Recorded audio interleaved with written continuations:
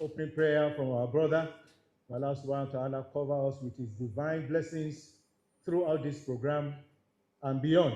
Inshallah, while the opening prayer was going on, we had the arrival of one of the most important personalities for today's program, the minister that is in charge of our youth. And today's program, inshallah, will be talking mostly about our youth, how to develop them, how to give them more recognition, and how to empower them, and how to advise them to stay back home, not to run anywhere. The other person is no other person than distinguished Honorable Minister, State Youth Development. We have our brother, Mr. Ayodele Olawande Wisdom. You are welcome, sir. It's our pleasure to have you, sir. We are grateful. Inshallah, we'll be calling and introducing some of our members who are going to be on this part of the table, some for recognition, and some will move to join the high table here. The first person to be introduced is the head of our organization for today, our Amir, under whose leadership Allah has given us the benefit of converging here today. That is no other person than the National Amir of our organization, Engineer Kamil Olalekan. You are welcome, sir. Kindly stand up for recognition, sir. That is the president. Fellow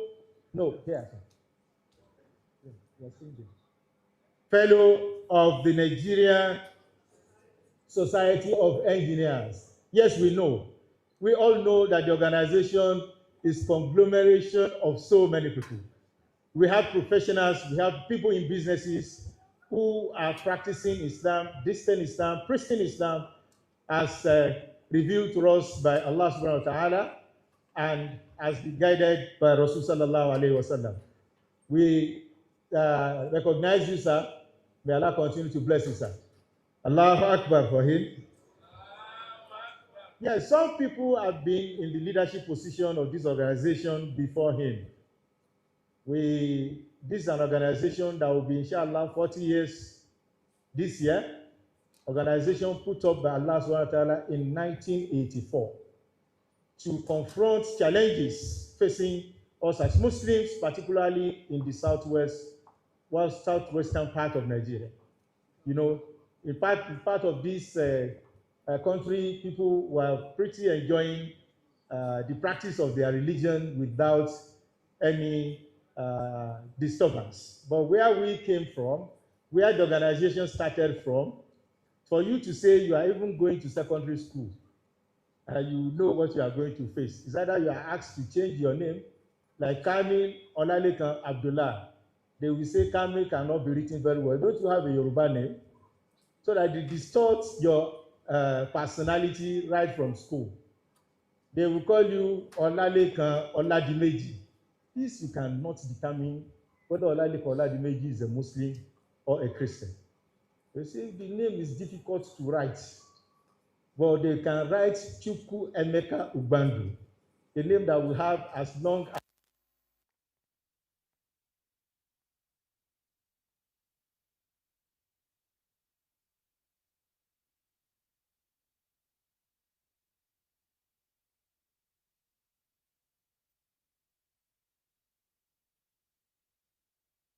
practice to the best of our ability.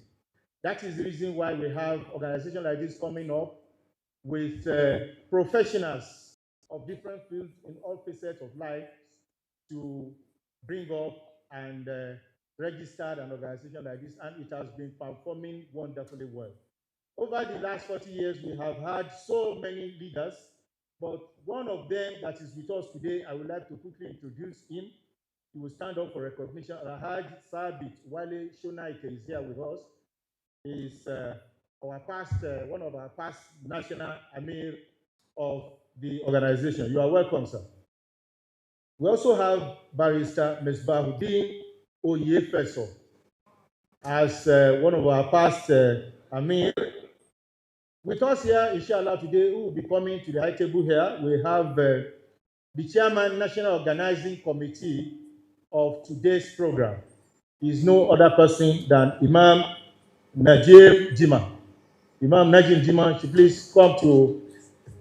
Is working? All right. Imam Najim Jima is working. You may not have the pleasure of sitting down. That's showing leadership by example. Inshallah, we also have the National Secretary of the organization, Alhaj Ibrahim Abdul Qadir, with us. Alhaj Ibrahim Abdul Qadir, please stand up for recognition. National Secretary is with us here. Is working too. Yes, Abuja chapter of the organization is blessed to have the program organized in Abuja this time around. And Allah has blessed the organization with one of us who has been everywhere telling the world about today's program. I had him on here on radio. He has been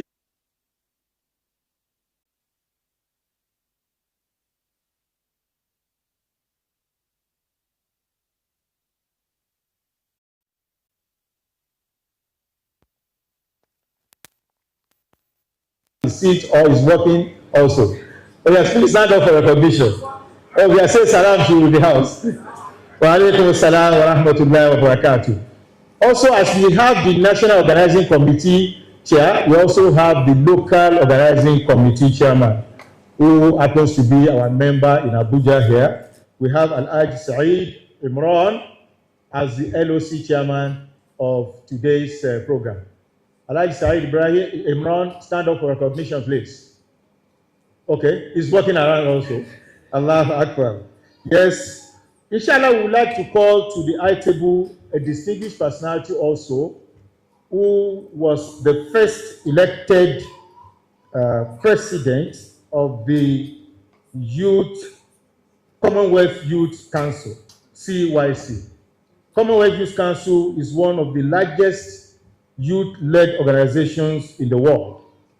It is the official voice of more than 1.5 billion young people across 54 Commonwealth nations, and is an associate professor of economics in the economics department, Nile University of Nigeria. He is no other person than Associate Professor Ahmed Adamu. Please to the high table. Allahu Akbar. Please come to the high table. Please advocate for him. He's also the first elected president of CYC. You know, we have youth. We are talking about youth. We should have youth in leadership positions to also come and say one or two things about the experience of youth worldwide. Inshallah, part of our invited guests that have been with us in the last 1.5 hours, we have Honorable Abdulrahman Tarab. He is representing Honorable Abike Dabiri Erewa of the chairman, Nigeria in the Diaspora Commission. Please stand up for recognition, sir. Honorable Tarab. Yes, we also have a representative of the Chief Registrar of JAM. JAM Registrar. JAM Registrar. We have Professor Abdul Hakim Lasisi representing the JAM Registrar. Please stand up for recognition, sir. Professor Abdul Hakim Lasisi is the Vice Chancellor, Federal University of Health and Medicine, Medical Sciences, Ila-Orangun in Osun State. You are welcome, sir. We also like to just, for recognition, we like to recognize our mother, Dr. Mrs. Rahma Oloyede, the wife of our father, Professor Ishaq Oloyede. She is in our midst. Alhamdulillah. Professor Abdul Hakim Lasisi is representing Professor Ishaq Oloyede of JAM. Alhamdulillah. Thank you very much. Our program is progressing. His Excellency Senator Barrawu Jibrin, CON, the Deputy President of the Senate, Federal Republic of Nigeria, other distinguished invited guests, my brothers and sisters in Islam, please may I crave your indulgence to move forward. Those of you at the back of the hall, come closer so that we can hear clearly and see clearly what is going on. Please move forward. For those of you sitting at the back of the hall, please kindly move forward. We'd like to have you very close to us, very close to our guests, where the action is happening. Please move forward. Thank you very much. Alhamdulillah, our program is progressing, and it's time now to invite onto the podium the National Amir.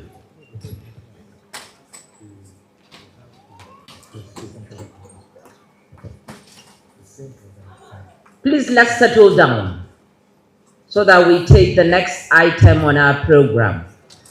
Can we all settle down quickly? Thank you.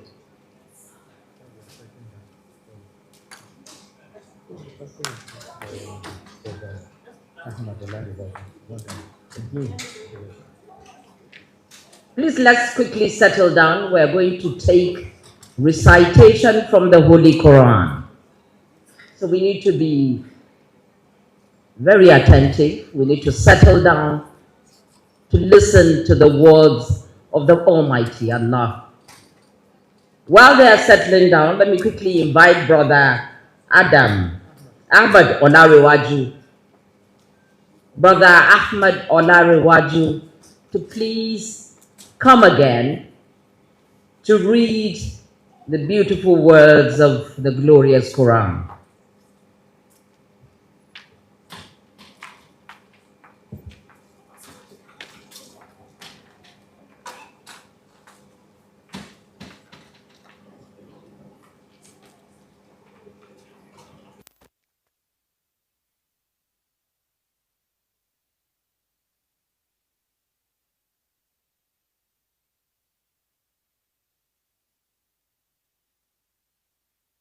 بالله من الشيطان الرجيم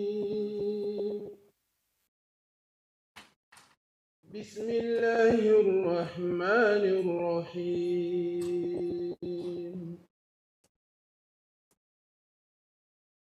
لا خير في كثير من نجواهم إلا من أمر بصدقة أو معروف أو إصلاح بين الناس ومن يفعل ذلك ابتغاء مرضات الله فسوف نؤتيه أجرا عظيما ومن يشاكك الرسول من بعد ما تبين له الهدى ويتبع غير سبيل المؤمنين نولي ما تولى ونصليه جهنم وساءت مصيرا إن الله لا يغفر أن يشرك به ويغفر ما دون ذلك لمن يشاء ومن يشرك بالله فقد ضل ضلالا بعيدا إن يدعون من دونه إلا إناثا وإن يدعون إلا الشيطان مريدا لعنه الله وإن يدعون إلا شيطانا مريدا لعنه الله وقال لأتخذن من عبادك نصيبا مفروضا صدق الله العظيم. Allahu Akbar, we thank Allah who has blessed us with the book that is revealed to guide our lives as Muslims. Alhamdulillah for that. And inshallah, before we go on with our program, I would like to also tell us that after 40 years of existence, we are proud to say that our organization is everywhere. It's all over the Federation. That is the reason why you can see us coming to Abuja. We are not just in Abuja because Abuja is the federal capital. We are in Abuja because we have branches here. We have everywhere. Alhamdulillah, our people are doing well. They are disseminating Allah's messages. They are assisting people, which is part of our core objective, to support the needy, to support education, to support health, to support other engagements of women's life. Alhamdulillah. Now, quickly before we move to the next item,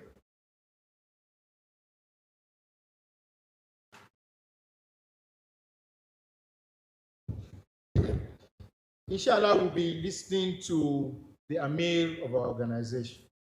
Our Amir will give us the welcome address, and the Amir is no other person than Engineer Kamil Olalekan, Fellow of the Nigeria Society of Engineers. It's like somebody attaining or getting the degree, PhD, or being a professor, an associate professor, or a lawyer for that matter, like myself, and you don't address him with his profession that he has suffered so much for. How much more a fellow of the Nigerian Society of Engineers? Our Amir to the item, sir, to the podium, sir. Our Amir Engineer, Kamil Olalekan, for your welcome address.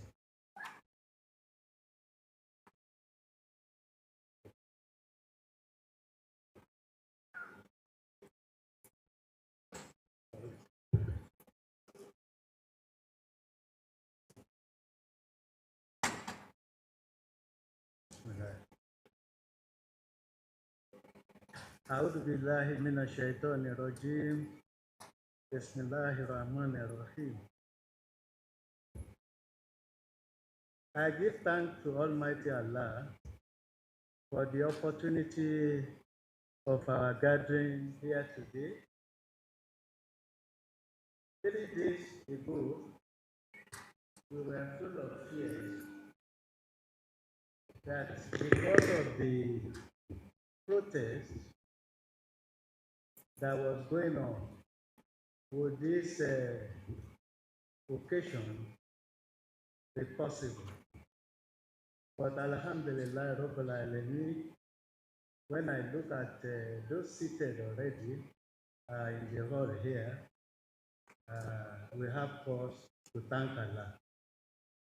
Alhamdulillah, Rabbil Alameen.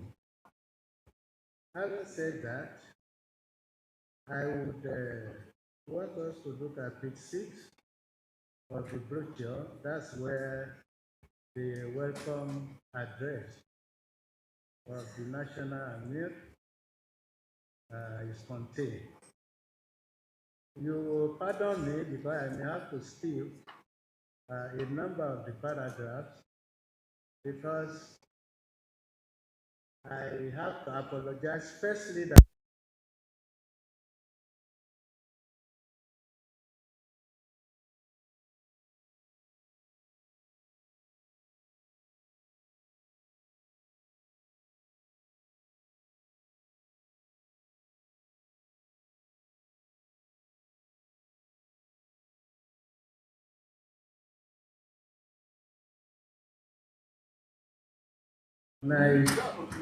our distinguished Deputy Senate President of the Federal Republic of Nigeria, in the person of distinguished Senator Barao Jibril, CON, just like our distinguished Senator Salis Afolabi Shuhai has told you, because of his love for the youth of this country, he decided to be among us this morning at a very short notice. Distinguished Senator Barrow, we are very, very grateful for this honor. And God will continue to bless you and bless the Federal Republic of Nigeria. I also want to recognize the keynote speaker of today, who happens to be the Honorable Minister for Youth Development.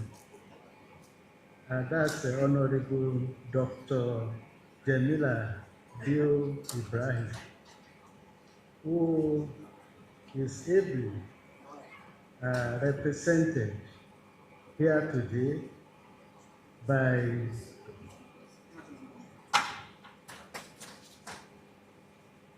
no other person by other than the Minister of State for Youth Development, Mr. Olawale Ayodele. We appreciate your presence in our midst this morning.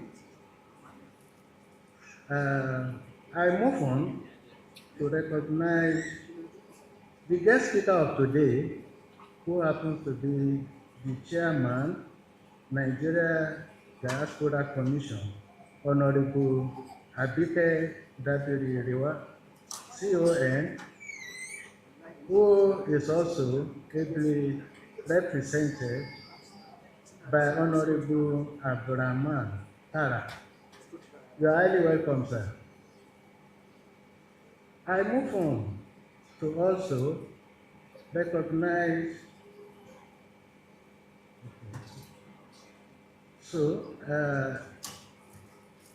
I've been heard that since the protocol has been rightly established by the MC, I should go straight to my welcome address.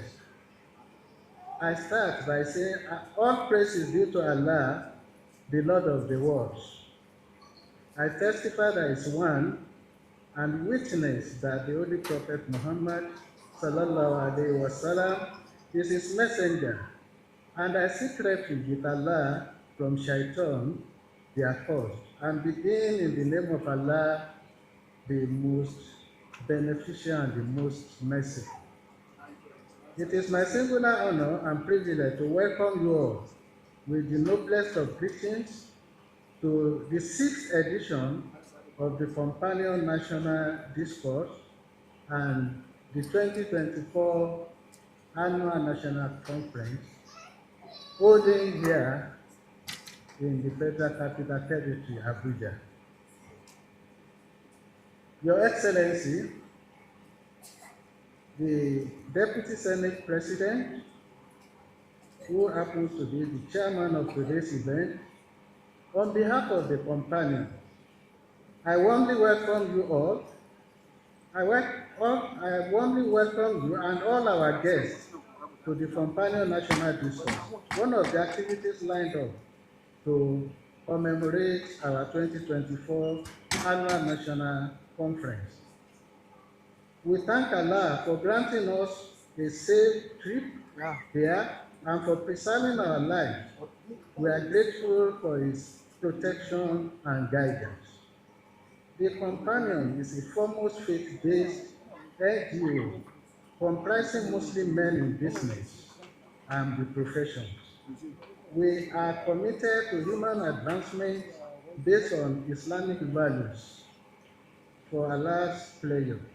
Our program focal points are 4. 1, Dawah, education, economic empowerment, and strategic engagement for good governance. The program we are holding today is strategic engagement for good governance. The topic of today cannot be more apt. We have branches in Lagos, Oyo, Osun, Kwara, Cross River, and the FCT, Abuja, with a goal to equally aim at addressing relevant issues of national concern. We gather experts and stakeholders to brainstorm and share ideas with the government and public, seeking solutions to our nation's challenges. One pressing issue of national concern is how to retain Nigerian youths, in particularly the professionals and skilled workers within the country, to contribute to national development. This has led to discussion on the theme between patriotism and self-preservation, the dilemma of the Nigerian youth, challenges at home, uncertainties abroad.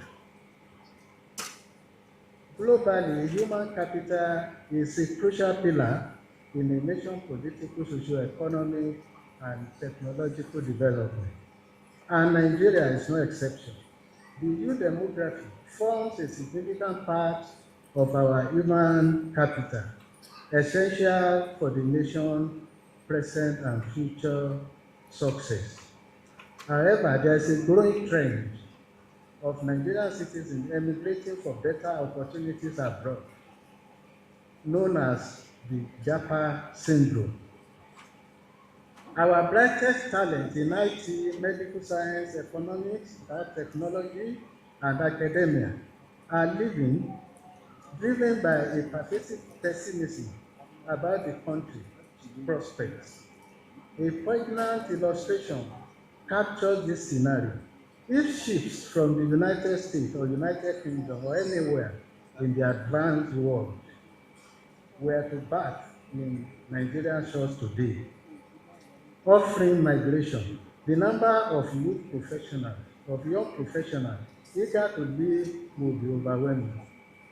Credible statistics support this reality. All the statistics they were given in that speech. I'm confident that at the end of this discourse, enough useful recommendations will be made to guide the government and other stakeholders in policy formulation and implementation that will guarantee the retention of our youth within our shores to continue to contribute their quota to national growth and development. I use this opportunity of the discourse to call on all government political office holders to be at the vanguard of the national patriotism by prioritizing production and consumption of made in Nigerian goods and services in order to boost youth employment, empowerment, and development. In this way, the abundant talent, innovative, and entrepreneurial spirit of our youth will be unleashed to benefit the country. Distinguished guests, ladies and gentlemen, I welcome you once again and wish you a pleasant discourse experience with the companion. I thank you for your attention. Assalamu alaikum wa rahmatullahi wa barakatuh.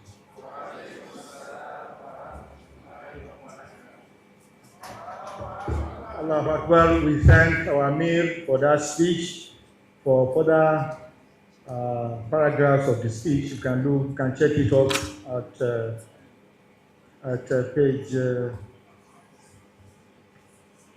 pages 6 and 7 of the program. Inshallah, while he was delivering his speech, we have the singular honor and privilege to have with us the arrival of Right Honorable Ibrahim Ayokunle Isiaka. Right Honorable Ibrahim Ayokunle Isiaka represents Ifo Ewekoro constituency of the Federal House of Representatives.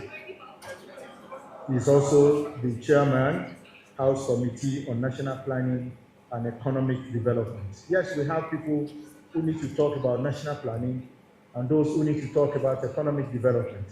And we are also blessed with the presence of an academia with us, our father, our brother, Professor Mahfouz Adedimeji, who is the Vice Chancellor, African School of Economics, a Pan-African University of Excellence in Abuja. Professor Mahfouz Adedimeji, please stand up for recognition, sir. Allahu Akbar. That is our Igbo-born Professor Mahfouz Adedmeji. Alhamdulillah. Yes, we also like to quickly recognize the Chief of Staff to the Honorable Minister of State, Madam Abdullah Muhammad. You are recognized, sir. You are welcome. Yes, we have with us the International Amira of the Criterion.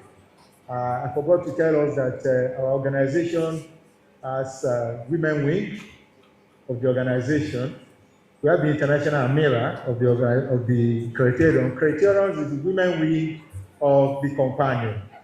Hajia Madinat Akoni, the Deputy Chief Registrar of the Supreme Court. Allah Akbar. I must recognize my sister very well, because as a lawyer, that is your home, whether you like it or not. You must have something to do at the Supreme Court. My sister, you are welcome, ma'am. We also have the Naibatul Amira, Ajia Shakirat, or Malala Shekoni with us. You are welcome, ma'am. Allahu Akbar. You know, as a registered organization under the incorporated trustees of our law, we have a member of the board of trustees with us, Ajia Latifa Faham, the member of the board of trustees of our organization. You are welcome. We have the Amira of Abuja district of the companion here, Ajia Bolande Kafilat Abdulaziz. Allahu Akbar. To tell us that our organization has always been taking care of youth, and we always have mind for the youth.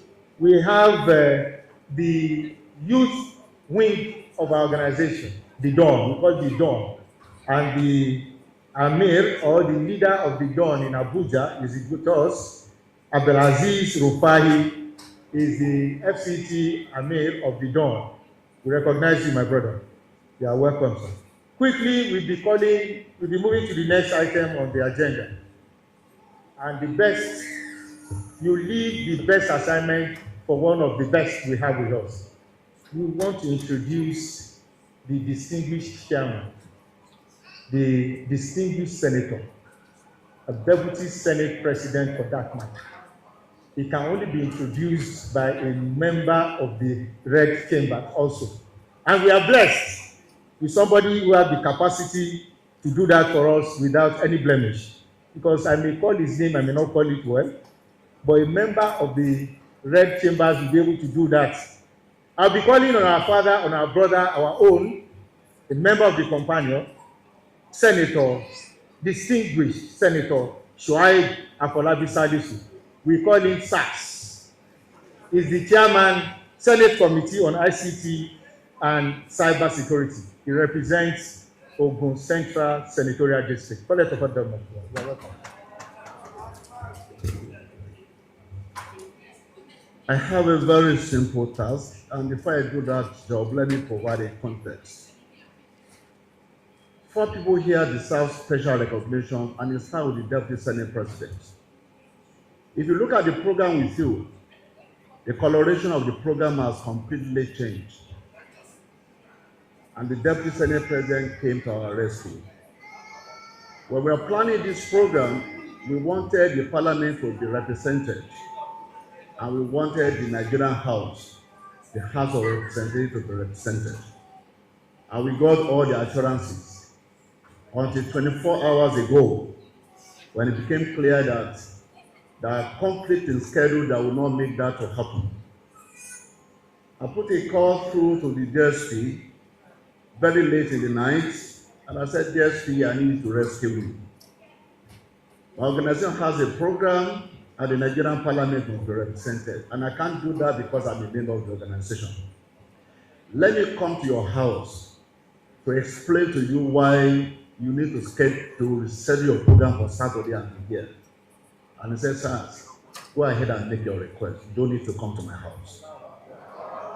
And I said, DSP, I want you to be at NUC 10 a.m.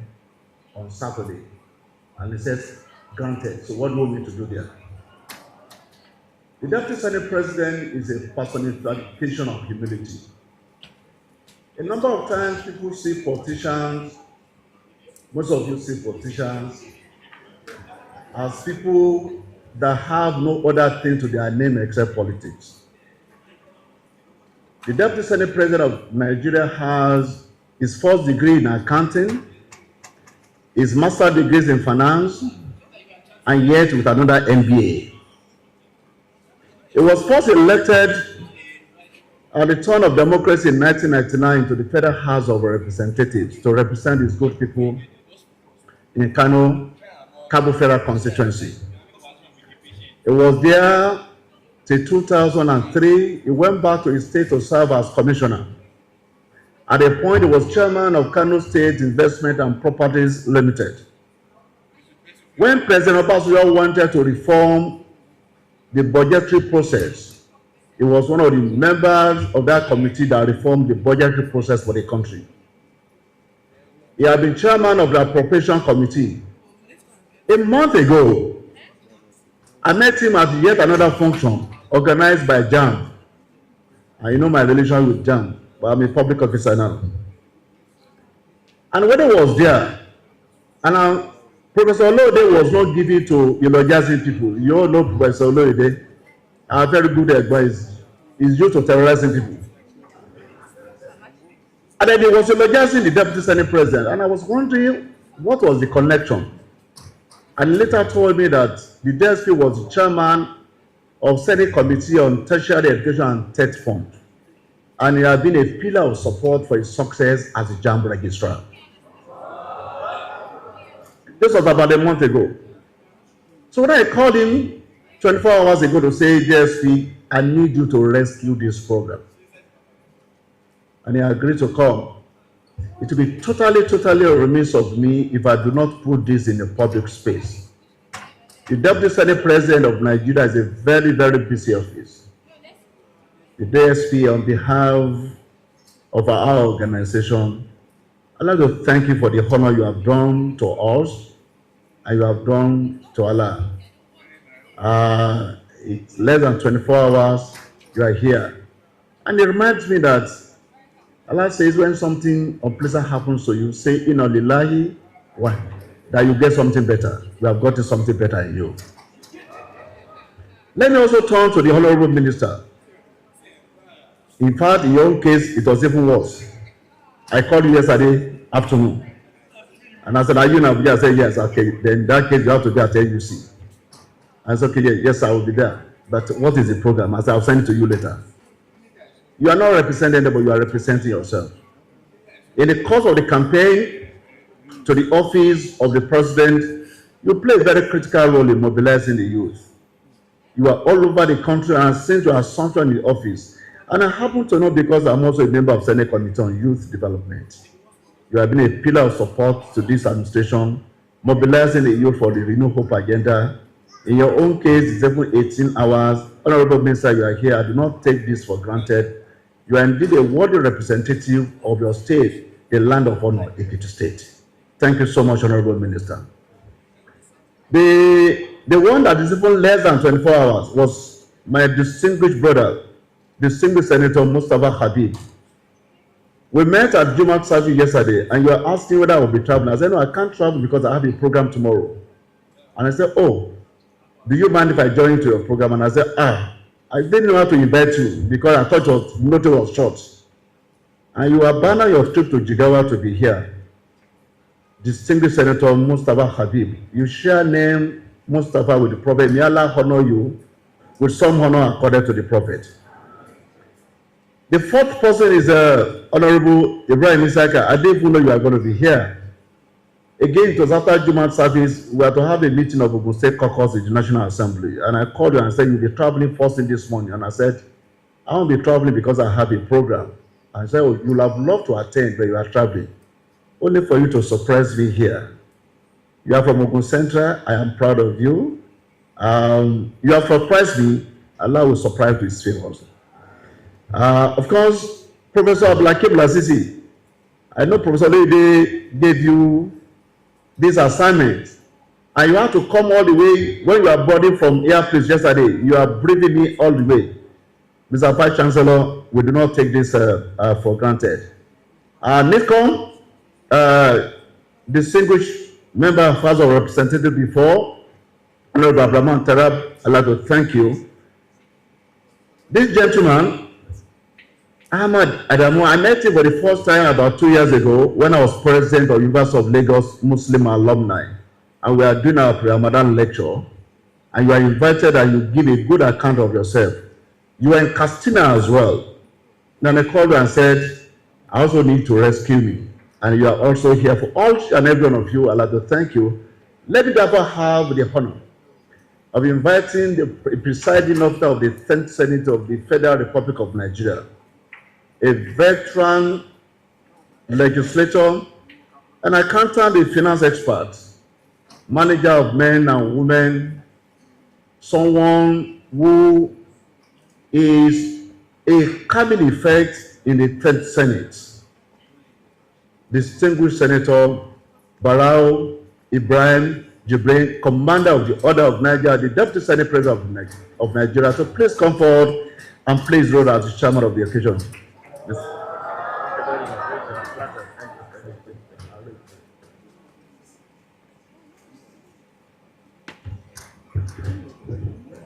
أعوذ بالله من الشيطان الرجيم بسم الله الرحمن الرحيم. My dear brother and colleague, Senator Shoaib Afolabi Salisu, the man we call SAS in the Senate, and Chairman Senate Committee on ICT and Cyber Security. My dear brother, Senator Mustafa Habib, members of the House of Representatives that are here, the Honorable Minister of State for Youth Development, ably who is the Honorable Minister, Dr. Jamila Bio, who is represented by the Minister of State, the Chairman of this esteemed association, or the President, the Amir, Engineer Kamil Olalekon,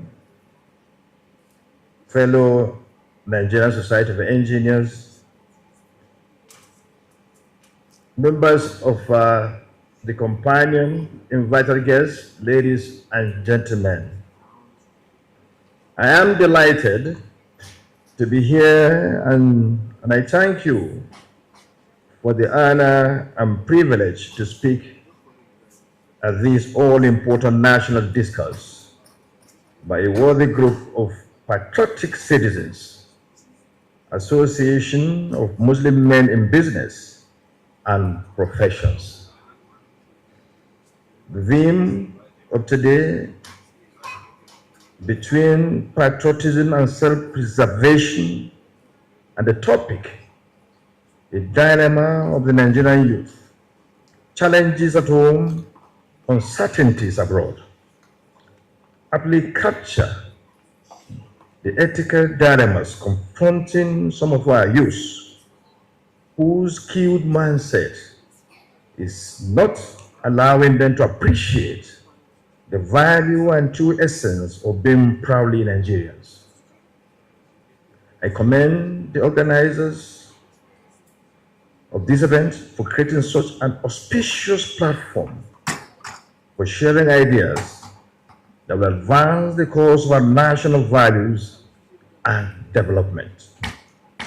You couldn't have targeted a better segment of our society than the youth, who are leaders of today and tomorrow, because they are enormous talents, energy, creativity, courage, industry, and dedication to whatever they believe in.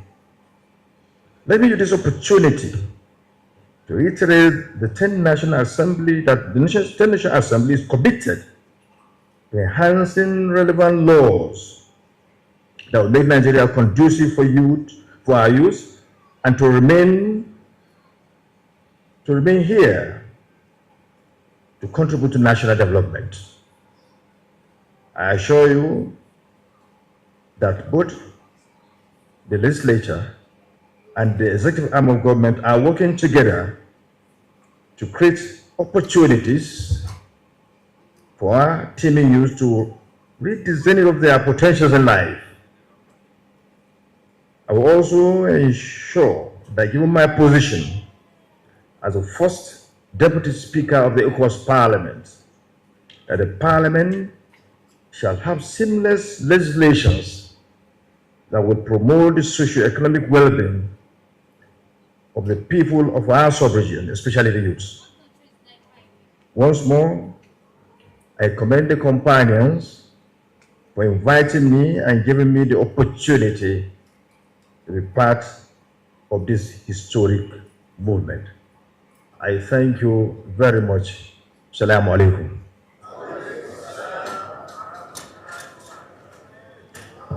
At-Takbir, At-Takbir, At-Takbir. Indeed, we are very grateful to His Excellency, the distinguished Senator, not only for his prompt response to the invitation given to him at the dying minute, but also to his words of wisdom, which I'm sure would contribute to drawing the attention of the Nigerian youth to their predicament, looking for a solution to the problem of jabbering out of this country. Thank you very much, distinguished Senator. We really appreciate your contributions to this program. Distinguished Deputy Senate President, distinguished senators here present, our invited guests, ladies and gentlemen, we will now be inviting a special interlude where we have some of our youth who will be up here with a special presentation which is supposed to test our knowledge, to test our understanding of our country, Nigeria, and our environment. The first interlude we're going to have is going to be a health talk. Aside from this program, we're concerned about our health. We're concerned about our well-being. How many of you here checked your blood pressure this morning? Blood pressure this morning. I'm sure everybody was on his phone this morning and everybody checked his data to be sure he has enough data this morning. But how many checked their blood pressure? How many checked their sugar level? These are very critical, vital activities we need to do for ourselves, for our health and well-being. We have some experts in the house who will be talking to us more about our health, things we need to do, the regular habits we need to imbibe to ensure that we live healthy. Permit me to invite onto the podium Dr. Usman Muawiyah Fagga, who is the head of clinical services, Sahad Private Hospital in Abuja. At-Takbir.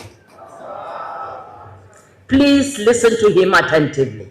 And inshallah, we'll be talking to us about hypertension, the silent killer. The Deputy Senate President, members of the National Assembly, the Honorable Minister, the members of the High Court. Assalamu alaikum. I'm Dr. Usman Muawiyah, as introduced. I'm a cardiologist from Sahad Hospital, Abuja. I'm going to talk about hypertension, a silent killer, for 5 minutes. Why this talk? The conference is about youth. Hypertension and other chronic medical disorders are formally known to affect middle-aged and elderly. But the program today is about youth, but we choose to talk about hypertension. The reason is simple. The epidemiology has changed. Now we are seeing hypertension in very young people, in their 20s and early 30s. And it is a known fact that out of every 3 Nigerians you see on the street, 1 is hypertensive, whether tested or not. Therefore, we have a responsibility of encouraging people to imbibe the habit of general health checkup, check their blood pressure regularly, so that they will know their hypertension status and know the need for treatment or otherwise. It is common now in our clinical practice to see people in the age of 25, 26 with very markedly elevated blood pressure of 200, 220, sometimes coming with complications. And it may interest everyone to know that hypertension has no symptom. Therefore, you cannot stay at home and say, I'm waiting to have headache, I'm waiting to have a symptom, or feel I'm sick before I go to the hospital. No. By the time you start having headache or other symptoms, then the complications of hypertension has set in already. Also, it is also known that hypertension has no cure. What we are doing about hypertension is to prevent the onset of complications and can affect virtually all organs of the body, the kidney, the heart, the brain. So by the time you start having headache, you should know that the blood pressure is already affecting your brain. Therefore, you need not wait for headache. You need to detect your hypertension early and take treatment so that you avoid these complications. There is a study conducted in this country not long ago. The cost of treating simple hypertension without complication ranging from 25,000 to 35,000 naira a month. But by the time you allow complications to set in, the cost of treatment will rise from about 120,000 naira up to 1,000,000 naira a month. I'm sure the cost is even higher now because of the exchange rate and the economic meltdown that is going on globally. Sahad Hospital is proud to be associated with the 2024 conference on national discourse. Therefore, we set up a checkup stand right outside the hall for people to know their blood pressure, check their blood sugar, and will have an expert advice on how to continue with their health care. Again, the culture of general medical checkup is always recommended. Formally, we are saying anybody from the age of 40 and above should go for general checkup yearly. But that has been brought down to the age of 35. Once you're 35 years and above, you're expected to go for a general checkup at least yearly. Then if you have either diabetes, hypertension, or you are predisposed to have them, maybe your parents had any one of these, then you're expected to check up more frequently so that to avoid the complications of hypertension. I'm sure every one of us here has heard of someone that you are together, has no problem, has no complaint. You just received the news that the person is dead or the person developed stroke. These are some of the complications of hypertension that we are trying to avoid by doing general checkup. It is cheap, easy to do a general checkup, and it is easy and cheap to prevent the onset of hypertension, and it is cheaper to treat the hypertension before the complications set in. Thank you very much for listening. Allahu Akbar. That was a very short, precise, and very valuable discussion from our brother, Dr. Fagga. Inshallah, Allah has given us the privilege of having our doctor talking to us for just a few minutes, and the opportunity of having a stand outside because they have partnered with us in this course. We need to officially introduce the Executive Vice Chairman of Sahad Hospital, Abuja. He's here with us. We stand up for recognition. Dr. Shamsuddin Aliyu Ahmed. Dr. Shamsuddin Aliyu Ahmed is the Executive Vice Chairman of Sahad Hospital, Abuja. He has MBBS, MSc, PhD, MCRC, MBA, DBA. all to the glory of Allah from our brother. And he's young. You can see that's what we are saying. You can imagine somebody like this leaving us, and we'll be happy that he has gone to greener pasture and leave us here. Allah will continue to bless you. Inshallah, you are going nowhere. Even if you have the intention of going, we will hold you. Inshallah. That's it. That was the discussion from Sahad Hospital, Abuja. Inshallah, quickly, we'll be moving to the keynote address by no other person than another wonderful youth. The distinguished senator has introduced my minister, and the youth too. The distinguished senator has introduced my minister, our minister, the minister of youth and youth development, minister, our father, our brother, wisdom, honorable minister,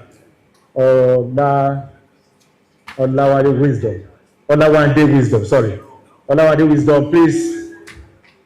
Ayodele Olawande Wisdom. You are most welcome, sir. Please, to the high table, sir.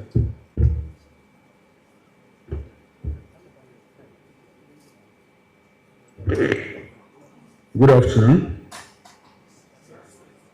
The distinguished Deputy Senate President, I'm not a member of the National Assembly, so permit me, sir, if I'm wrong. But I don't know, maybe one day I'll be a senator. But with the calculation of my senatorial districts, I don't think it's going to happen. No, I'm a young politician that does not deceive myself. And I've always put a template for myself. And let me also greet the distinguished senator, a father, everything to me. He may not know, but I'm telling him today, Senator Sass, I won't call his name, because where I come from in Southwest, when you mention elderly people's name, you disrespect them. But when they have their position, I can easily call them with their position. Distinguished Senator, sir, thank you for inviting me to this August event. That sometimes when you find yourself at the midst of professional, intelligent, wonderful people, both old and young in this country, and they ask you to come and speak, you will ask yourself, what am I going to say now? Because there's no doubt, and I've been saying this, for people that care to listen, there's no doubt that we have a formidable young people all over the country. We thrive in any aspect we find ourselves. And most importantly, we've always find ourselves in 5 aspects, which I'm going to let you know. But before that, I'm a product of, I think my mother is from Nigerian state, but I'm a product of Ondo state. So the sun shine, and I also tap to the honor.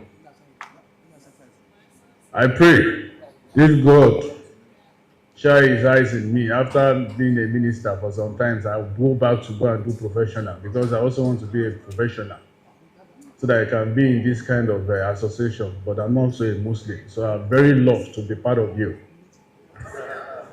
And I see it as a very great honor to be part and to even speak to the young people and the old people about our generation and where we find ourselves and what you can do for us to also assist us in the little way you can do.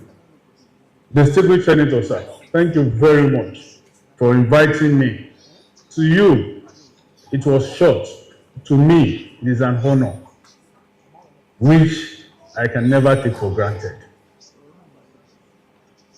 The Hemians, Association of Men in Business and the Profession, the distinguished guests, ladies and gentlemen,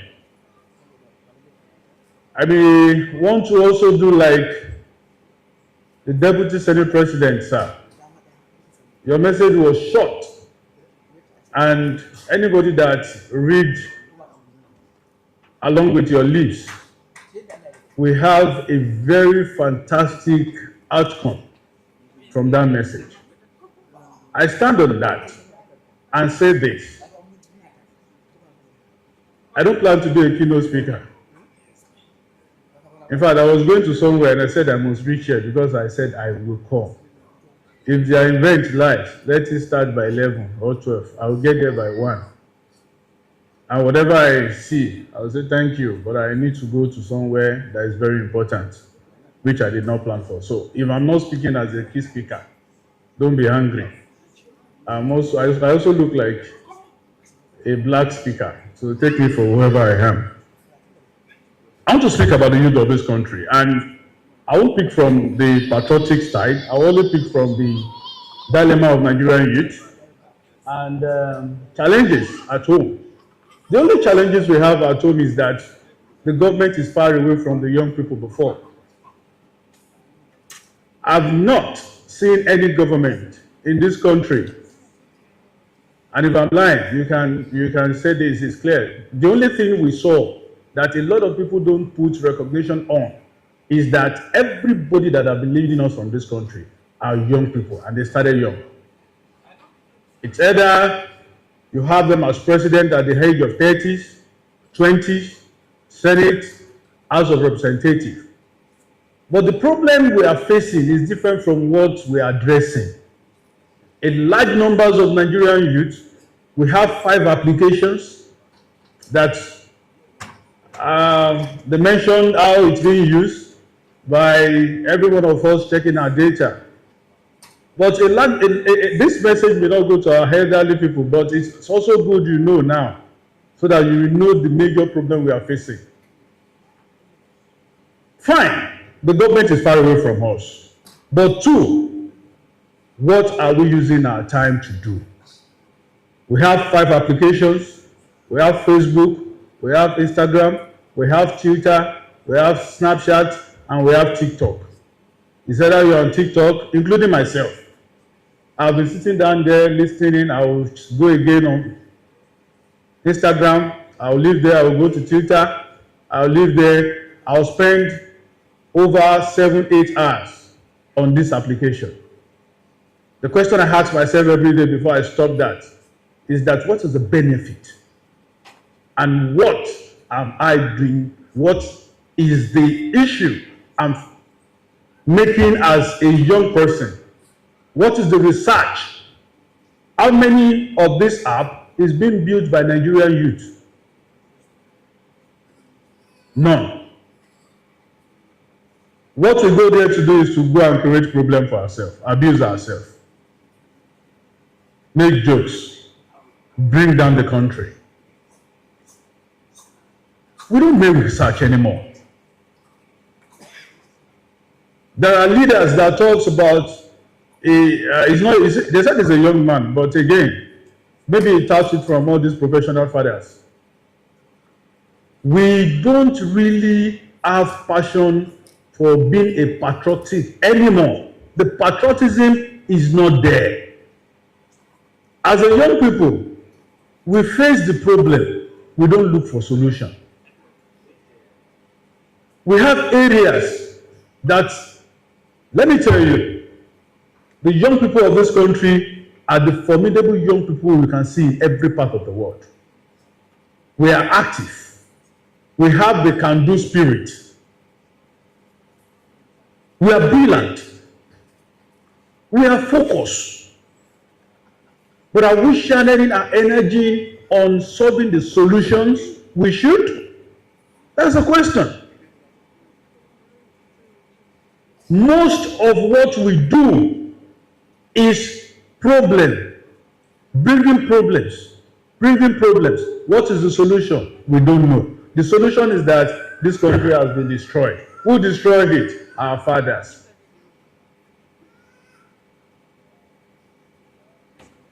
Go to entertainment industry. There is no country that can beat us. They are competing with us. Go to sport. We are always there. Go to ICT, and the distinguished senator can make a testify to this. The only reason why you see that they said Yahoo is everywhere is because nobody can beat our brain in ICT.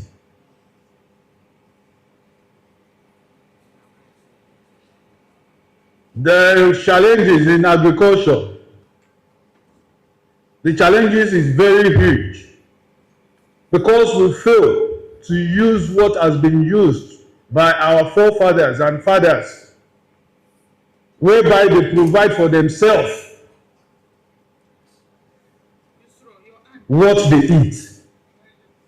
And that is why you see everything that is skyrocketed, that prices of foods and everything, is because we are unable to feed ourselves. Again, nobody is ready to go and do agriculture. And I tell people, they are not asking you to go and hold oats. No. What are the techniques? What are the things you can do to provide maize, to produce, what are the things you can do to produce yams and all that things like that? Majority of our fathers also have farms at the back of their houses. We are good in education. We can speak. We have people that can speak like her.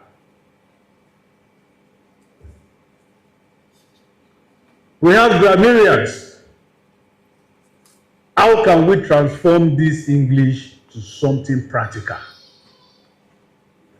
Are we going to stop all these theory books, roadmap, map road, and let us eat the road?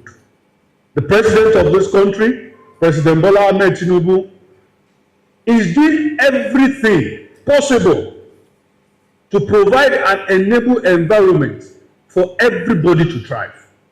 Everybody. It needs not the money of this country to do anything for a personal or family use. A lot of initiatives have been set up. What we need is to tap into all these initiatives. I'm employing you, my mothers and fathers. Talk to our sons and daughters. Talk to my brothers and sisters, my age range. That let us go back, use our data and phones to tap into the initiatives, both private and governmental partnership that has been put up. Today, the president has said, come, no child in this country, no single child in this country that is in higher institution will go out of the school because he's unable to pay school fees. It is no. And today, let me give you the statistic. 70% of those who apply for student loan are from the north, and they have been paid. Even when you are giving student loan, it is also an agreement and visibility of the president that you are also going to be receiving a token for the upkeep, and has been passed by the Senate. And that is why you need to thank the Senate, the National Assembly, and the executive for this robust workmanship that you have put together to make sure that the youth in every institution will not go home again because you are unable to pay school fees. The same initiative have come again and said, see, we have a lot of professionals, we have a lot of young people that they need to pay and make sure that their businesses increase. And the Youth Investment Fund is there. Apply.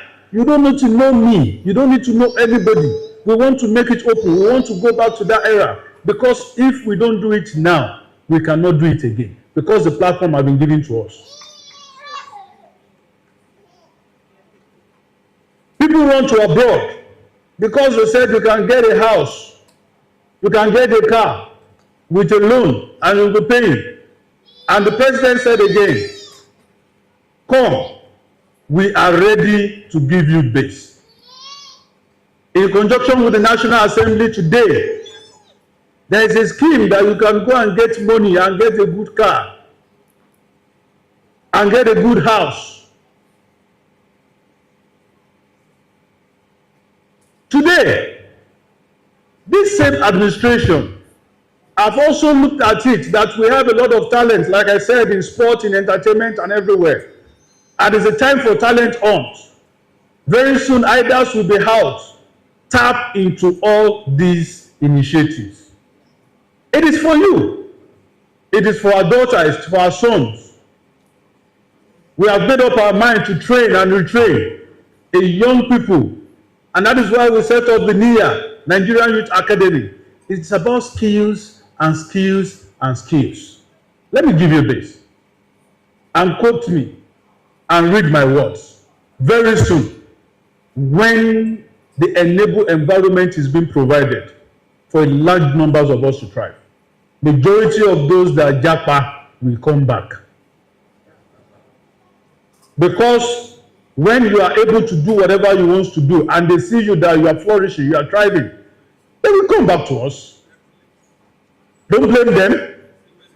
It is hard. A lot of people have been talking about protests. It is difficult, but there is nothing that is going to come out good that is not going to be difficult. Lastly, a Rome is not built in a day. It is not the day that everybody that is sitting down grow up, that is started become an Islam, that you know much about Quran. It is a study. It is a research. It is a learning process.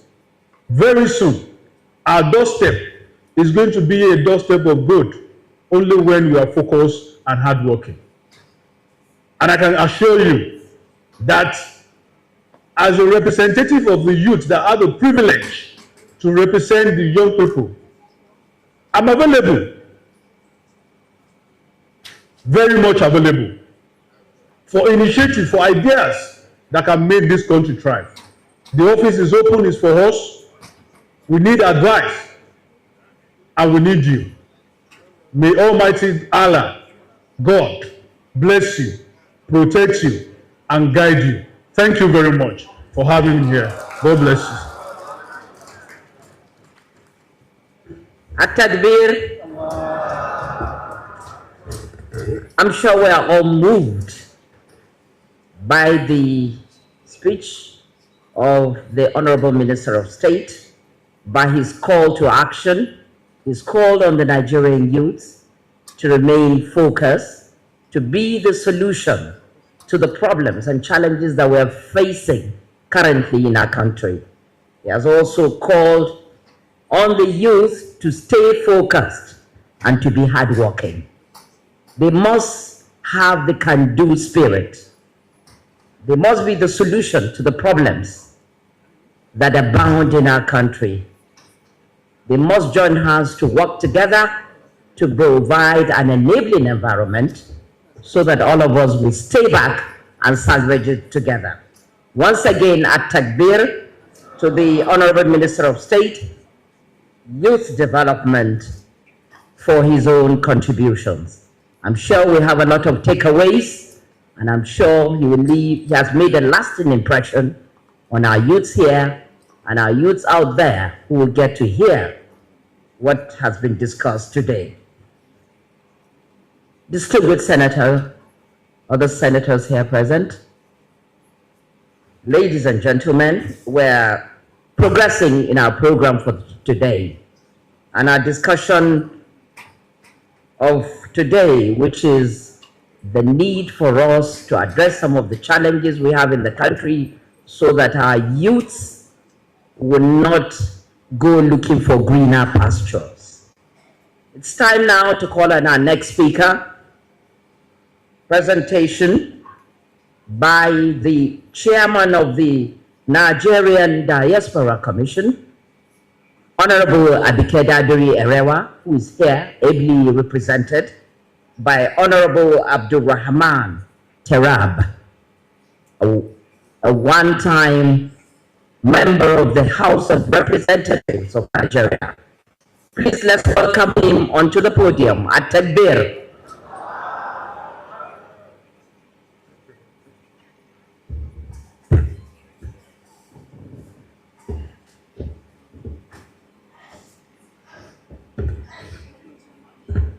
أعوذ بالله السميع العليم من الشيطان الرجيم بسم الله الرحمن الرحيم.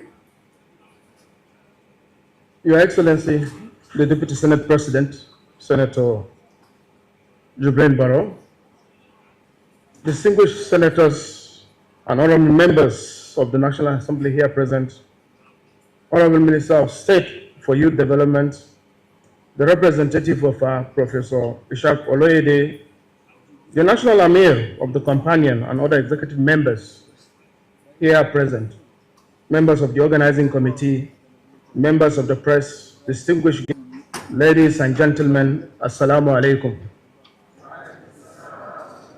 Your Excellency, distinguished guests, I'm here to represent the Honorable Abike Dabiri Erewa, the Chairman, Nigerians in Diaspora Commission, who has sent me here to represent her to make this presentation or this lecture.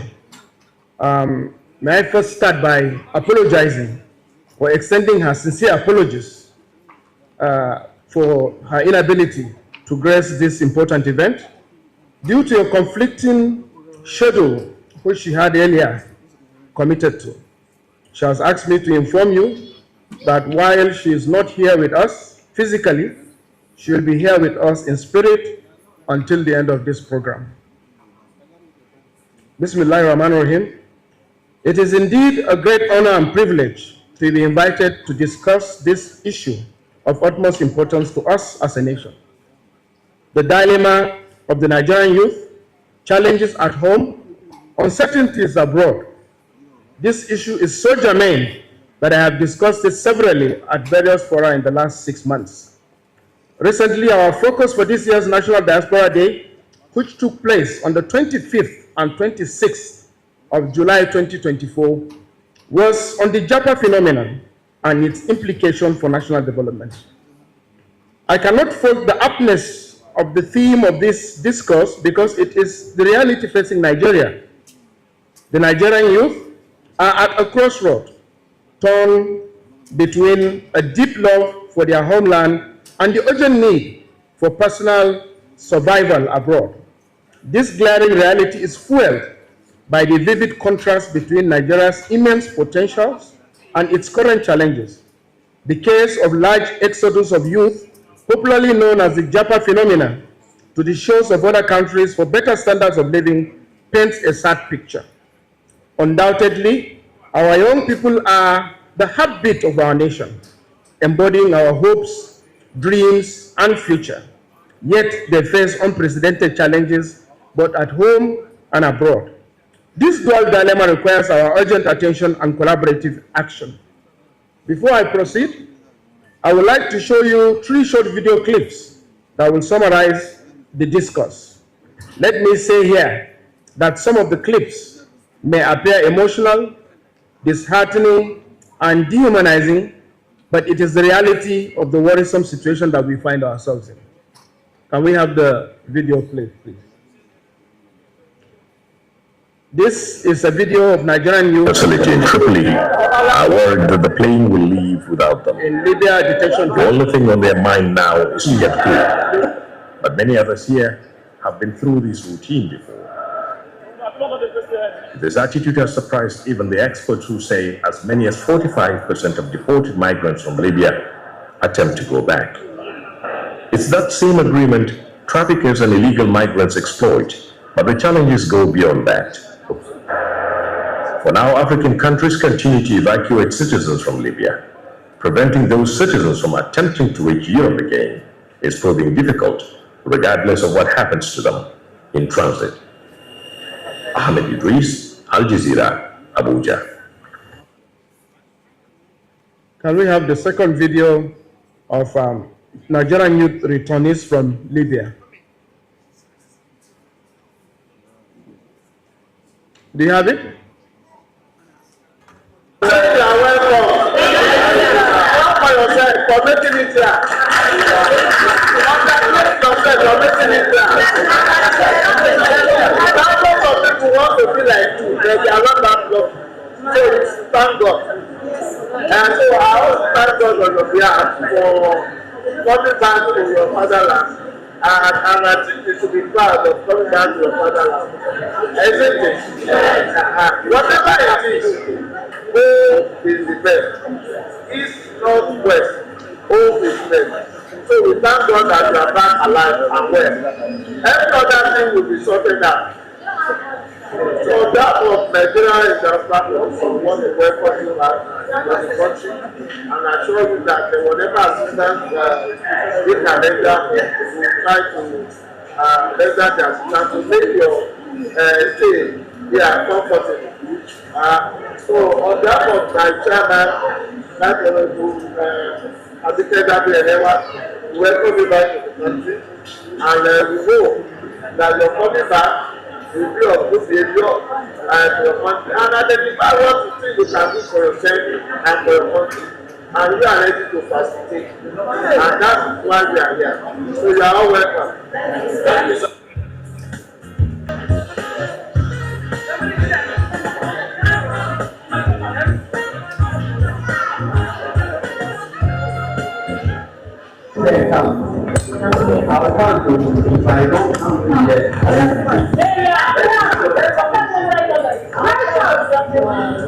Even in this circumstance, be truthful. That is the new Nigeria that we want. It's even something that government felt for you. Send aircraft. Officers risked their lives. Brought you back.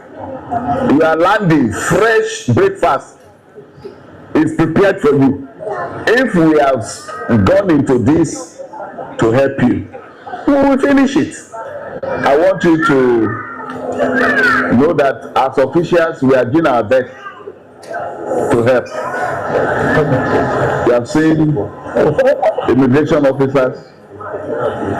I'm representing Mr. President from the Ministry of Foreign Affairs, and we want you to know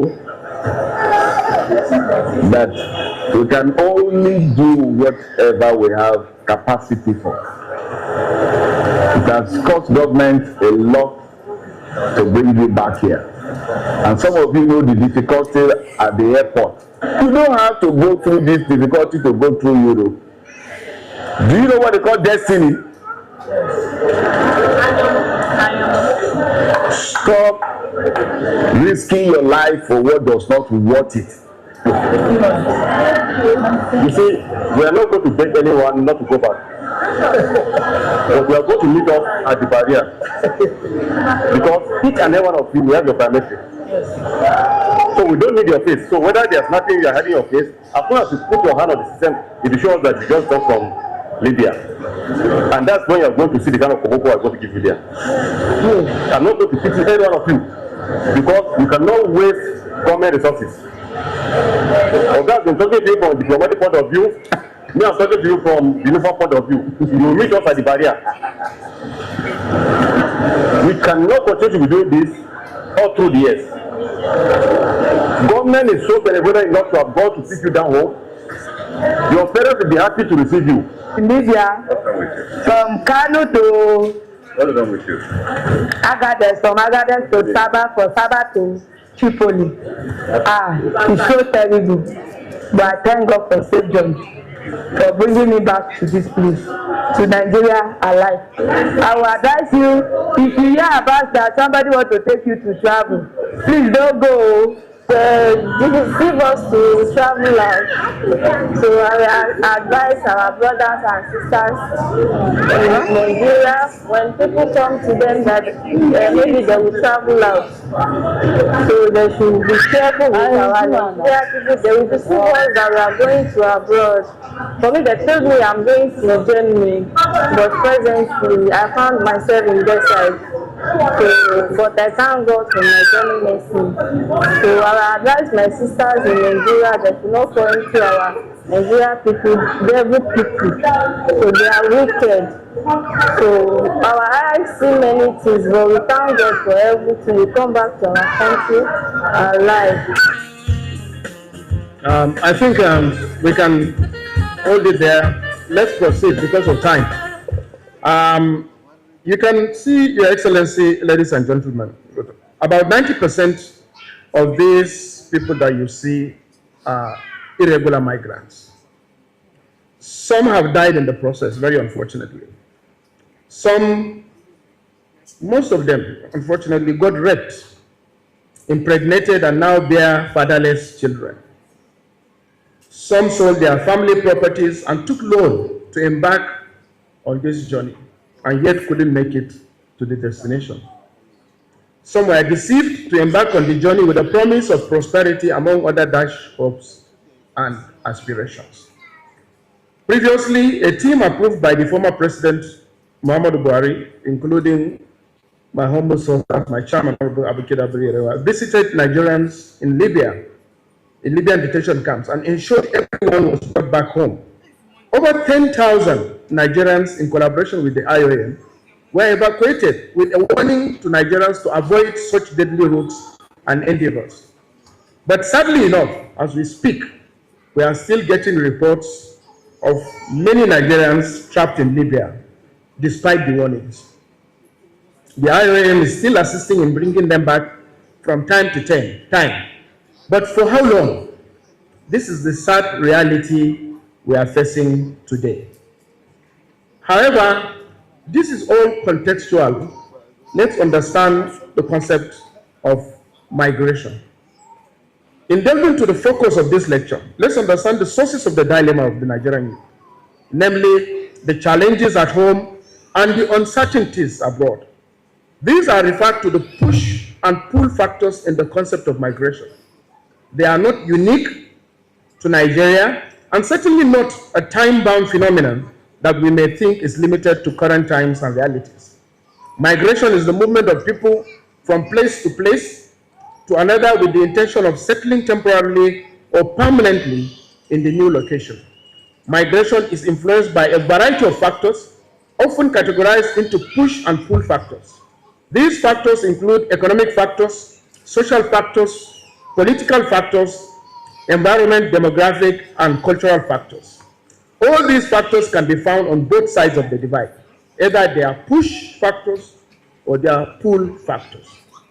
In Islam, the concept of migration, known as hijrah, holds significant historical and spiritual importance. The most notable instance of hijrah is the migration of the Holy Prophet Muhammad sallallahu alaihi wasallam and his followers from Mecca to Medina in the year 622 AD, which marks the beginning of the Islamic calendar and was undertaken to escape persecution and establish a community where they could freely practice the Islamic faith. Hijrah is not just a physical journey but also a spiritual one, symbolizing the transition from a state of oppression and disbelief to one of freedom and faith, and representing a commitment to leaving behind sinful behaviors and environments in pursuit of righteous life. The intention behind migration in Islam must be sincere and for the sake of Allah, and migrants are expected to respect the laws and customs of the host community, while the host community is encouraged to support and assist migrants. The challenges at home, as part of our theme today. Let us now understand the challenges at home, our push factors. Of course, Nigeria, like other climes, is no stranger to challenges. Our country is blessed with abundance of natural and human resources for national development, but is also burdened by a myriad of problems. At home, Nigerian youth are grappling with numerous hurdles. Unemployment remains a significant challenge. Despite their talent, skill, and academic qualifications, many young Nigerians struggle to find gainful employment. This mismatch between educational outcomes and labor market needs, limited access to quality education, and insufficient vocational training opportunities exacerbate the issue. Moreover, the socio-economic conditions marked by inadequate infrastructure, limited access to finance, and instability in certain regions further hinder the ability of our youth to thrive. These challenges often lead to frustration, disenchantment, and a sense of hopelessness, driving some to seek opportunities abroad, often under precarious circumstances as depicted in the video clips we've shown earlier. The uncertainties abroad. For those who venture beyond our borders, the journey is fraught with uncertainties. Many young Nigerians face exploitation, discrimination, and harsh living conditions in foreign lands. The promise of a better life often turns into struggle for survival, with stories of hardship and abuse becoming all too common. Some Nigerian youth have embarked on dangerous journeys like the one we have just seen here. So in order for us to overcome these challenges, let me move fast forward because of time. The dilemma, let's discuss the dilemma, because this is what this lecture is all about. While it is concerning that in recent years, Nigeria has witnessed a significant spike in the immigration of its citizens, particularly among the youth, this trend reflects a profound dilemma faced by Nigerian youth, the tension between patriotism and self-preservation. While some view immigration as lack of patriotism, it is essential to understand the underlying factors driving this trend and the potential benefits it can bring to Nigeria. We must understand the challenges at home that compel young Nigerians to seek opportunities abroad, the uncertainties they face in foreign lands, and what Nigeria needs to do to balance these dynamics. Understanding the immigration trend. It is crucial not to misconstrue every migrating youth as unpatriotic. Immigration is a fundamental human right, and many Nigerian youth emigrate with the intention of using the advantages of their host countries to contribute to Nigeria's development. Numerous examples exist of Nigerians in the diaspora who have excelled abroad and are actively engaging and contributing positively to Nigeria's growth. The shifting demographics and global opportunities. In an IOM report, Nigeria's population is expected to grow to over 400 million by 2050, with a significant portion being active youth. This is also with the expectation that employment opportunities will continue to thin out as the population continues to grow in the current proportion. In contrast, many European and Western countries will face labor shortages and will need to source labor from developing nations. This demographic shift represents an opportunity for Nigerians to prepare a segment of its youth population to meet the labor demands of the developed world. By doing so, these youth can be empowered and contribute to Nigeria's development through skills, talents, and resources acquired abroad. However, the Nigerian government must take the lead in regulating this labor migration in its entirety, ensuring that patriotism remains a core value among immigrating youth. So many examples abound of such positive initiatives in places or countries like China, India, Morocco, and the Republic of Ireland. So to address these challenges, the challenges of this dilemma, there is the need to provide adequate training and skill acquisition.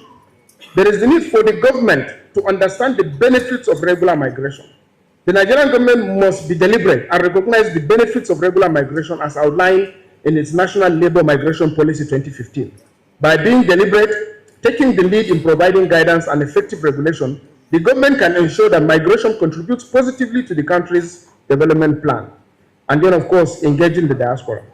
So what is the government doing? We thank the Honorable Minister of State for outlining most of the current efforts of the present administration under President Bola Ahmed Tinubu. His vision for the youth empowerment. In the light of these challenges, President Bola Ahmed Tinubu's administration has placed youth empowerment and employment at the forefront of his agenda, recognizing that the future of Nigeria hinges on the success and well-being of its young people. The President has outlined several key initiatives to address these pressing issues. The National Youth Employment Action Plan, of course, we are again glad to have the Honorable Minister for State who has outlined almost all of these things. The education and skill development, of course, most Nigerians have now already rushed to NELFON and are assessing all the benefits of the student loan program by the government. And of course, there are many social support systems. Understanding the socio-economic challenges facing our youth, the administration is also focused on strengthening social support system. This includes healthcare, the Renewed Hope Housing Initiative, and several social safety nets to ensure that the Nigerians have a stable foundation upon which to build their future. Diaspora engagement. The Nigerians in Diaspora Commission, under my leadership, that's the Honorable Abike Dabriya, is actively working to engage the Nigerian diaspora in meaningful ways by fostering stronger connections between Nigerian professionals abroad and those at home. We are currently leveraging their expertise, resources, and networks to create positive impression of patriotism among our diaspora as well as opportunities for our youth. This is the inspiration behind the National Diaspora Merit Awards, which the Commission is currently spearheading and in its second year. This includes recognition of mentorship programs, investment initiatives, and collaborative efforts that benefit both the diaspora and our nation. This is also including our second and third generation diaspora who may have never visited the country but are willing to contribute to the development of their motherland. Your Excellencies, the dilemma faced by the Nigerian youth between patriotism and self-preservation reflects the broader socio-economic and political challenges confronting the country. While immigration offers individuals better opportunities and improved living conditions, it also has significant implications for Nigeria's development. By understanding the underlying factors driving immigration and implementing targeted strategies, Nigeria can create an environment that offers its citizens better opportunities and a higher quality of life. This, in turn, will reduce the push factors for immigration and enable the country to harness the full potential of its human resources for national development. Furthermore, I use this medium to advise anyone seeking self-preservation to do so legitimately. If you desire to relocate, research well and travel correctly. That is one show of patriotism. Also remember to be of good conduct as you are the nation's ambassadors. Always strive for excellence in anything you do, and most importantly, remember home. There is a popular saying that what we are looking for in Sokoto is right here in our Shokoto. Know that Islam also encourages the continuous love for the migrants' home country and its people, despite the negative push factors. That is patriotism as exemplified by the Holy Prophet Muhammad sallallahu alaihi wasallam in always wishing well for Mecca and its residents, despite the attitude of some of them towards him.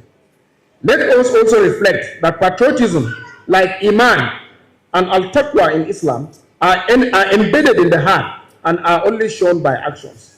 Allah subhanahu wa ta'ala is saying in the glorious Quran, chapter 4, verse 100, those who migrate for the sake of Allah shall find many places for refuge in the land in great abundance.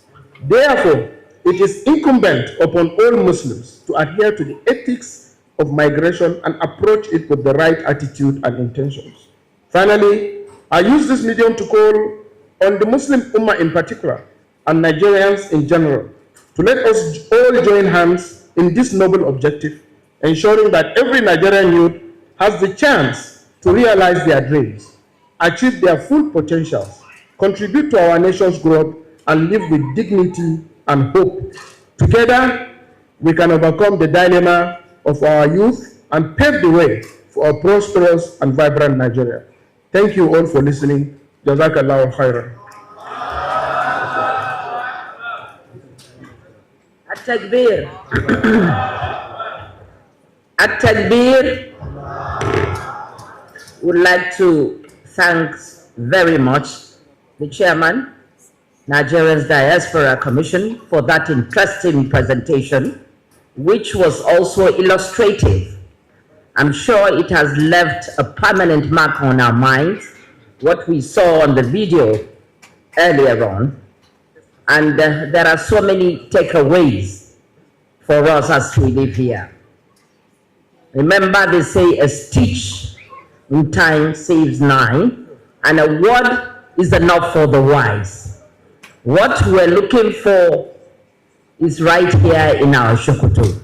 So please, let's stay here and salvage it together. Thank you very much. It is still the program for today, and I can see that we are warming up. We are warming up for the main event of the day, but our special guest wishes to take leave of us as he attends to other important assignments. Distinguished ladies and gentlemen, we would now permit His Excellency, the distinguished Senate President, we permit him to attend to other issues of national importance. But before he goes, we have a token of appreciation to present to him for his being here today. Our way of saying thank you for his presence, for his time, and his words of wisdom this morning.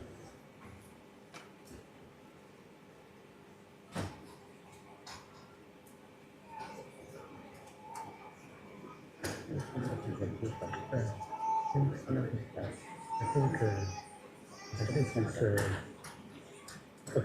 the national Amir. Inshallah, we'll have the national Amir supported by our father, distinguished Senator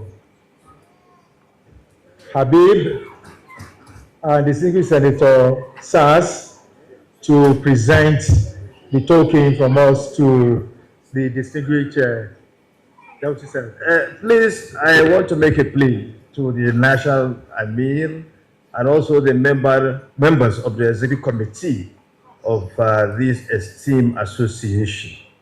When we were discussing with my brother yesterday, he told me that this association originated for the Muslim Student Association.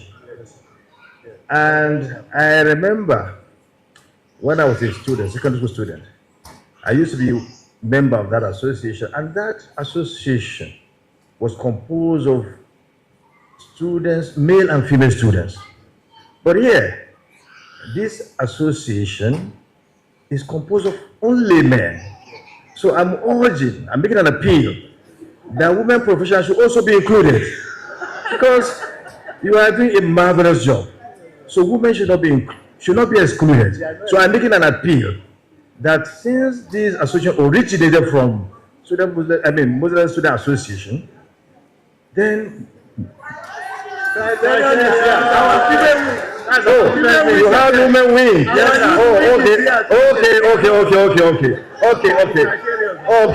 Okay.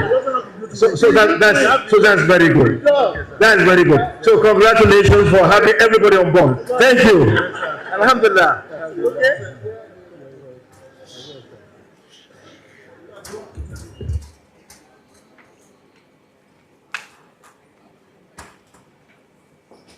Okay. Our distinguished Deputy Senate President. Tony. Okay.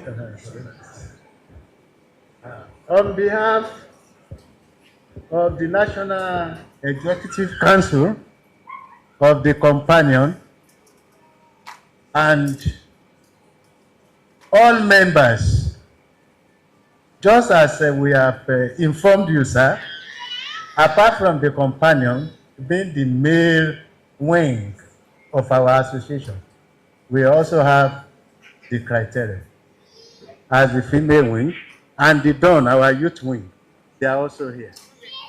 On behalf of all of them, I have the honor and privilege to give this token as a piece of our appreciation to you, the Deputy Senate President, Senator Barau Ibrahim Jibrin, CON, for your role as special guest of honor and the chairman of the 6th National Discourse of the Companion held in Abuja. Today, Saturday, 10th August 2024. Yamusat Safar, 6 Safar, 1446 AH. We appreciate you, sir.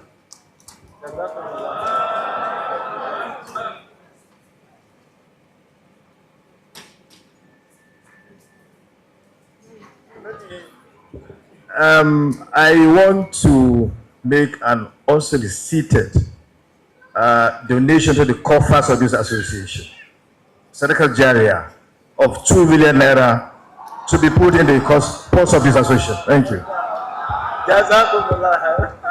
We are very grateful, sir. We are very grateful. Grateful to the distinguished Deputy Senate President, distinguished Senator Barau Ibrahim Jibril. إن هذا كان لكم جزاء وكان سعيكم مشكورا. We are grateful. Allah will continue to bless you. Allah will continue to elevate you. Allah will continue to enrich you. We are grateful for this, your presence, and your wonderful donation. Allahu Akbar. He has also promised 1 million naira for the dawn for our youth. Allahu Akbar. We are grateful to you. Even without asking, He has blessed us this much. Allah will continue to bless you without even asking Him. Inshallah, we are grateful, sir. Quickly, we'll be moving to the next item. Maybe we have to suspend the program a little bit to wait for those who escorted the distinguished chairman to come back before we go to the second interlude. This time around, the second interlude is going to be handled by the Dawn, our youth, who,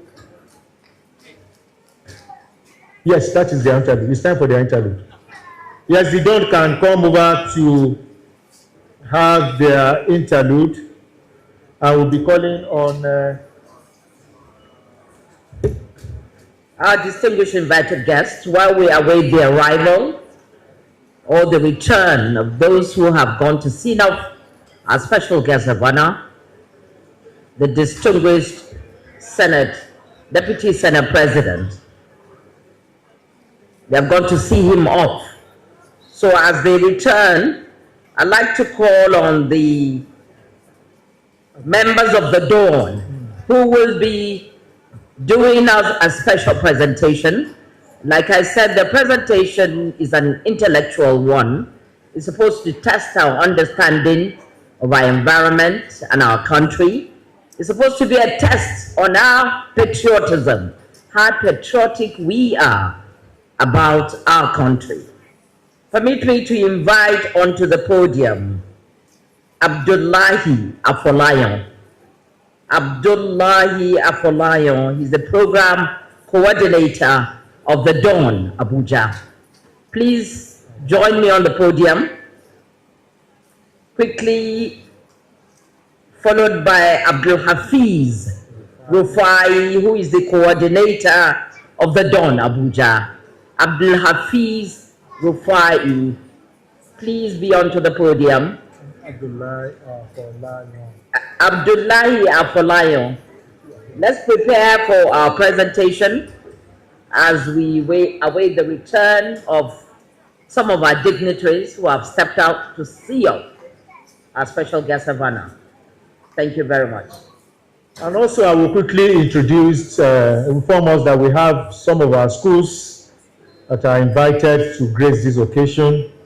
We have Almanar Senior Secondary School, Kado, and Life Camp Abuja.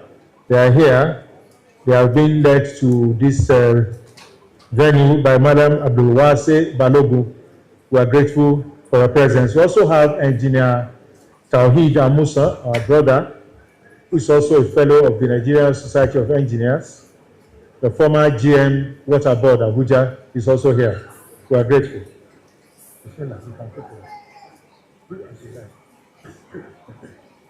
Assalamu alaikum wa rahmatullahi wa barakatuh. You need your brother to join you in using the microphone. My name is Abdulhafiz Rufai, and just like he said, I'm the coordinator for Dawn Abuja District. With me is Abdullah Afolayan. How many minutes are you doing? 10, depending on how people participate. Yes.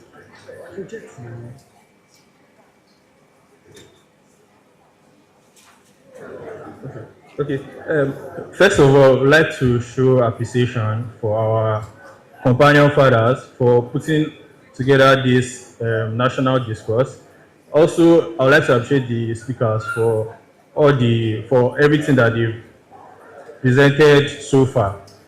So for the Dawn is just like that's earlier stated, is the youth wing of the companion and the criterion. So we have a short ice break session for everybody. So okay, so please, I want everybody to bring out their phone and either scan this code or click on go to their browser and click on ment.com.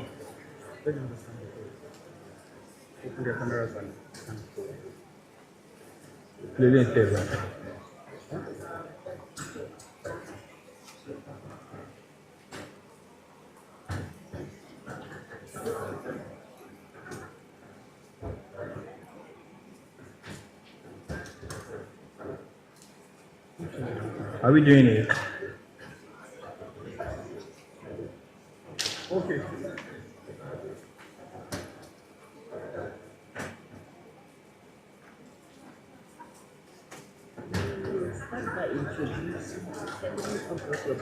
Yes, yes.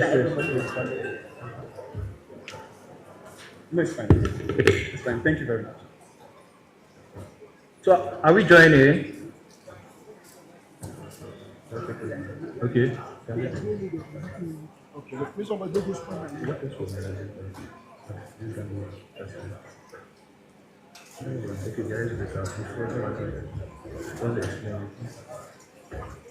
Assalamu alaikum wa rahmatullah.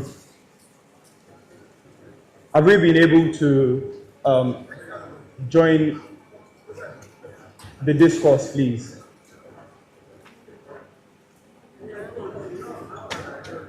So the icebreaker session is supposed to be as interactive as possible. It's supposed to be our way of bridging the presentation with the panelist session that's going to be coming afterwards. So we would be needing the answers from the crowd in real time. So in order for us to be able to help each other, it would be nice if we could scan it.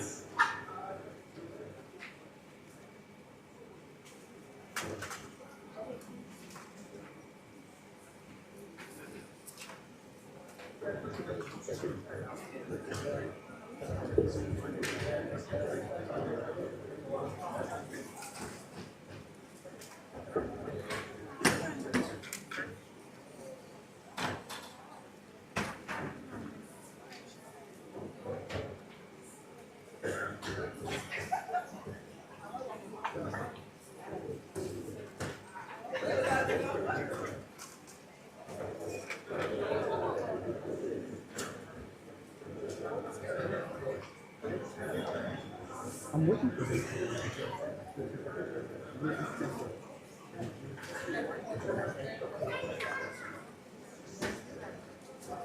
Assalamu alaikum. Please, can we have your attention? Can we stop distributing the snacks so that we can get the attention of everybody? This is supposed to be interactive. All of us are supposed to be on our phone. We're supposed to respond to whatever questions that will be asked. So we need your attention for this to be successful. Thank you.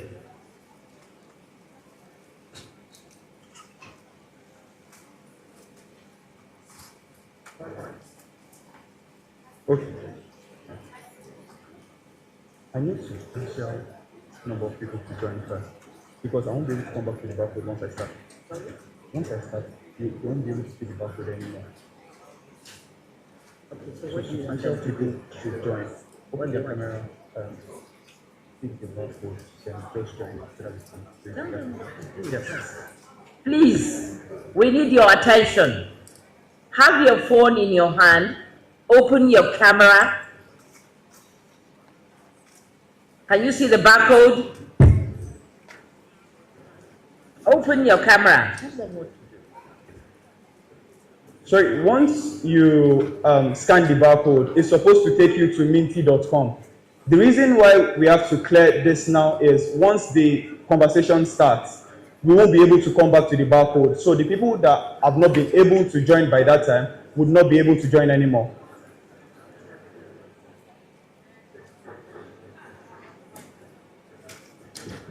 Are we all there? Okay. Next slide, please. As soon as we start, you will not be able to join. This is the best opportunity you have to join. Otherwise, we leave you behind. So quickly join and let's move together. So just take it back for 1 more minute. Thank you.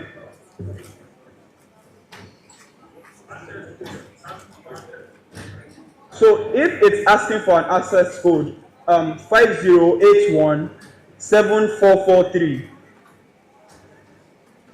5081-7443. Sorry, 59817443 if it is asking for an access code.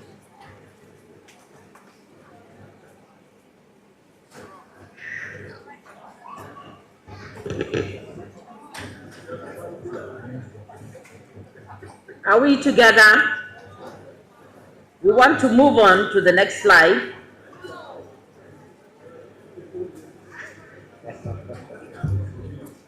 Okay.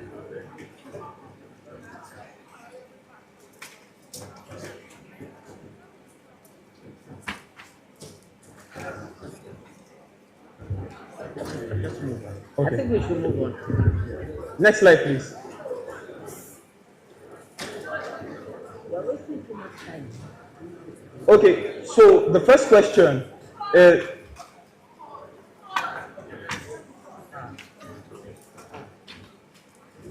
alternatively, sorry?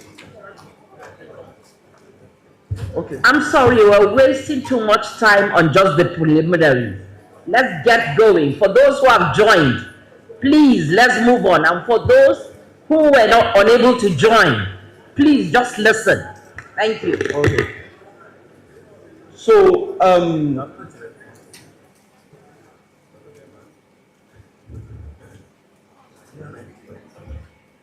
alternatively, if you are not able to scan it, you can just visit the site menti.com. The spelling menti.com.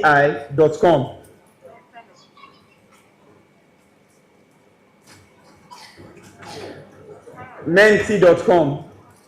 So the first question,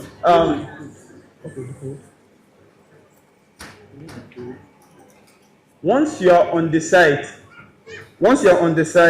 the code is 59817443. 817443.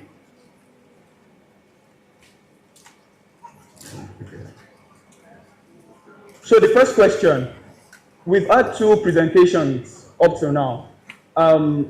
Using a word, describe the presentations so far. Anything is going to pop up here once you say the word. Someone thinks it's interesting. Someone thinks it's great. Someone thinks it's good. Someone thinks it's excellent. Knowledgeable.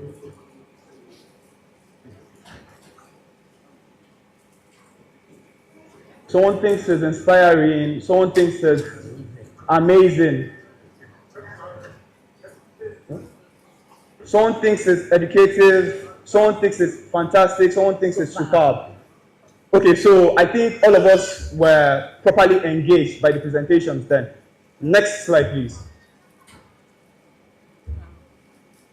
So going by what the two speakers have said, the question now is this: what makes you most proud to say you're a Nigerian? If they ask you that, what makes you proud to say you're a Nigerian, which of it best speaks to you? Our cultural heritage, resilience of the people, the sports, our participations in entertainment and achievements, natural resources, or our community and our communal values?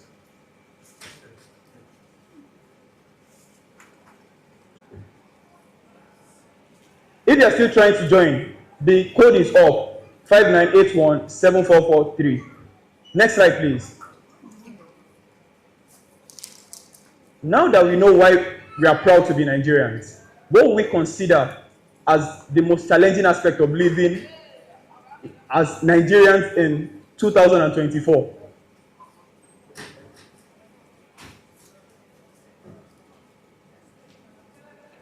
I'm glad electricity is not our problem and tariffs.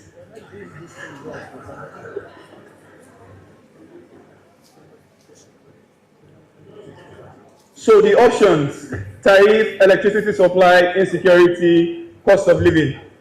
And for most people, it's the cost of living in Nigeria that is the major problem. Next slide, please.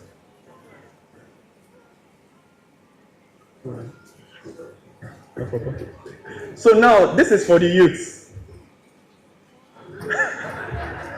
They're already answering the question. Okay. Unemployment, joblessness, bad governance, poverty, corruption, insecurity, access to finance, joblessness, opportunity, selfishness, Gen Z, okay, value and attitude, immorality, japa, which is why we are here, by the way.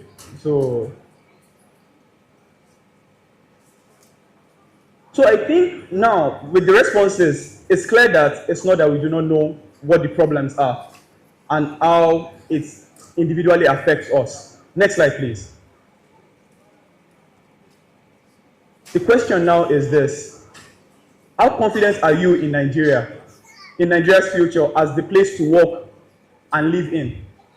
Do you see yourself contacting the syndrome in the next 5 years, or you're still going to be in Nigeria in the next 5 years? Are you very confident about it? Are you somewhat confident, or you're not confident at all? You're just waiting for the embassy to call you. You've gone.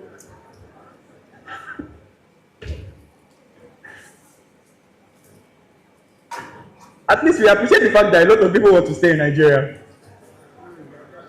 They are very confident.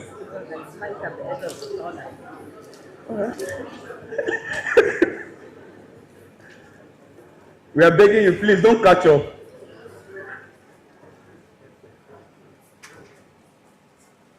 Have we all been able to converse with this slide, or can we move? Next slide, please. Would you rather stay in Nigeria or move?